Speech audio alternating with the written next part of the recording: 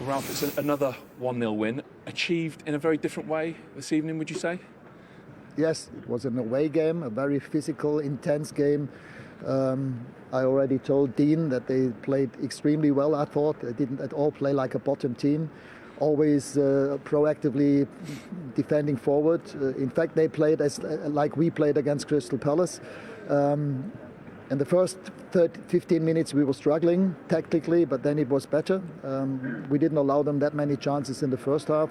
In the second half, we had a better body language up front, but still allowed them too many chances and corners and whatever. So in the end, it was also David De Gea who made sure that it was a clean sheet in the end. So those tactical struggles you mentioned, what caused those?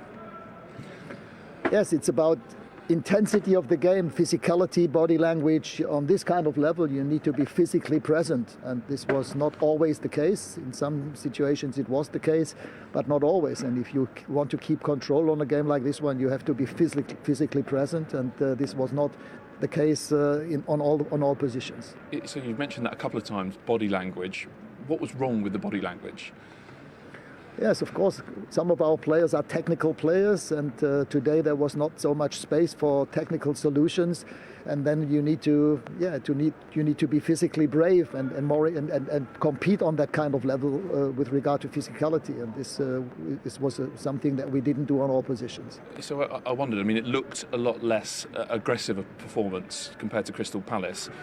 Was that deliberate, or was that something that disappointed you? No, it was not deliberate. We intended to play like that, but it was an away game today, and the other team played much more aggressive than Crystal Palace did against us, and therefore we need to raise our level of intensity in games like that. So how hard will that be to get some of those attacking players up to that level of aggressiveness? It's not only a question of individual players, it's how we play together as a team, but of course it's also a question of who wins balls. What about the second balls? Do we get the second balls? And as I said, it was not on each position, it was not the same. Do you learn more in a way from an evening like this one than you did against Crystal Palace? Tell you more about your team? Yes, you learn with every game, but still at least we got the 3 points, another clean sheet. But we need to improve, we need to get better, that's for sure. And again, on Tuesday, the next away game, difficult one. I saw Brentford yesterday against Watford. This will be another challenge for us. Can I just ask you lastly about Victor Lindelof and how he is?